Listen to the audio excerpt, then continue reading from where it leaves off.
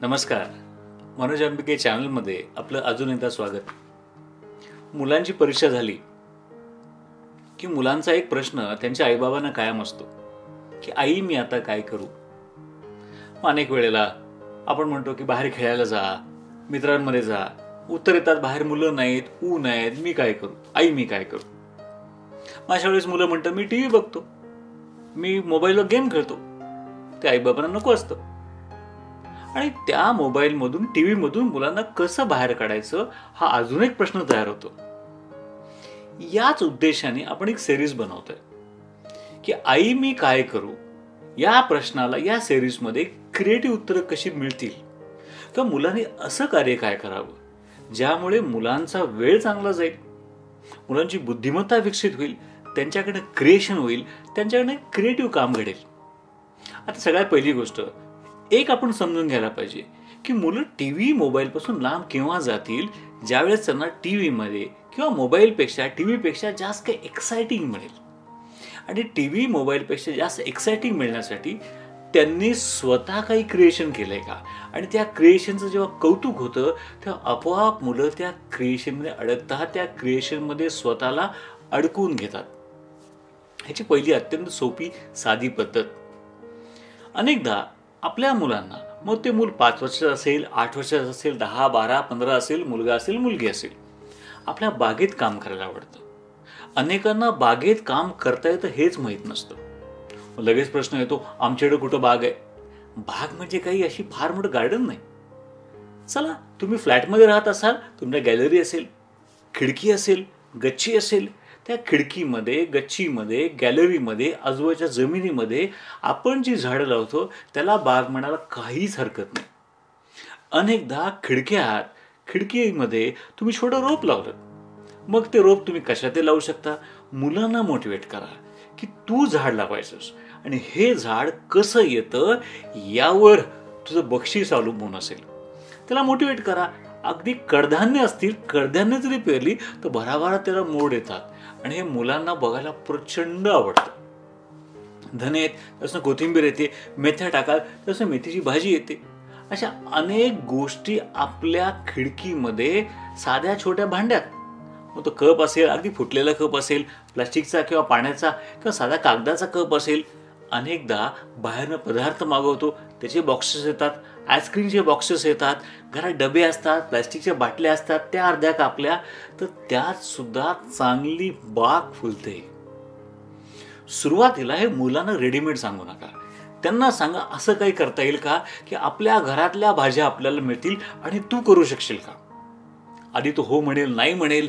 काय करावं लागेल, काही नाही, माती आणायची, माती त्याला हवं तर बाहेर तुम्ही आणून द्या, खालनं गोळा करून देत. मोठे मुलं असतील तर स्वतः आणतील, खत ती आणू शकतील किंवा तुम्ही आणून द्या. मग त्यांना ती माती, ते खत एकत्र भरायला सांगा. अगदी छोटी जागा असेल तर छोट्या भांड्यामध्ये, मोठी असलं मोठ्या भांड्यामध्ये. मग त्या मोठ्या भांड्यामध्ये किंवा छोट्या भांड्यामध्ये मुलं खत टाकतील, माती भरतील. धने असतील धने टाका, मेथ्या टाकाल तर तिसऱ्या दिवशी मेथ्या उगवून बाहेर येतात.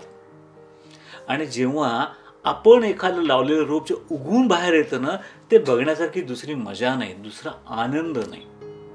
मग कोथिंबीर, धने जे उगवून यायला लागतात तेव्हा मुलं एक्साइट होतात. त्या मुलांना सांगा अगदी ते भांडं आणण्यापासनं, ती माती आणण्यापासनं, खत टाकण्यापासनं सगळ्याच व्हिडिओ शूटिंग कर किंवा त्याचे फोटो काढ.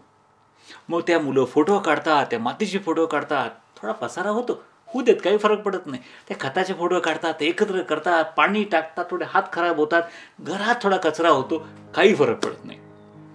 मग 2-3 दिवसामध्ये जेव्हा त्या मेथीला मोड यायला लागतात, छोटे छोटे रोपं बाहेर यायला लागतात, मुलं प्रचंड आनंदी होतात.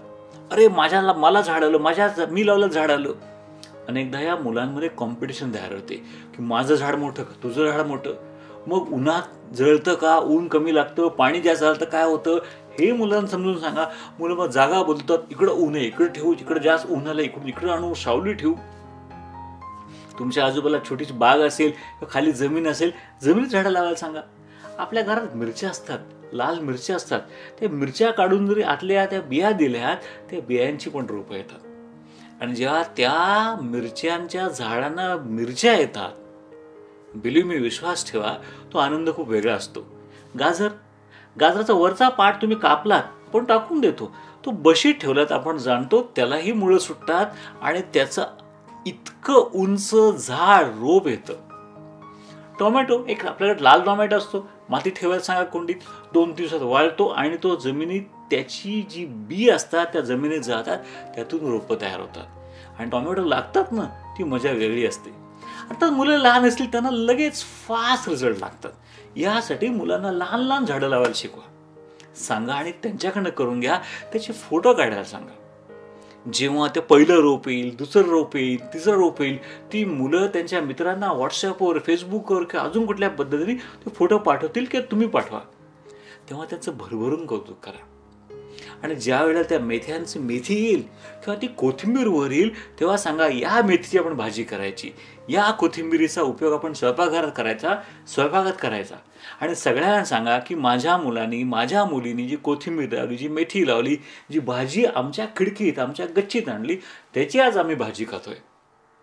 मुलांना प्रचंड आनंद होईल. त्याहीपेक्षा महत्त्वाचं, टीव्ही, मोबाईलमधून ती मुलं बाहेर पडतील. सकाळ, दुपार, संध्याकाळ माझं झाड किती मोठं झालं, तुझं किती मोठं झालं, याचं किती मोठं झालं, ह्याचा अभ्यास करायला लागतील. मग ॲक्च्युली तुमच्या घरात तुम्ही सगळ्या भाज्या उगवू शकता, आणू शकता. घेवडा, पावटा, अनेक भाज्या येऊ शकतात. त्याचा अभ्यास मुलांना करायला लावा. दुकानातून अनेक भाज्यांची बियाही मिळतात, त्या आणून द्या. तुम्हाला जाणवलं हे 2-3 महिने, 2-3 महिने जाऊ देत, 8-15 दिवस तरी मुलं मजेत घालवतील.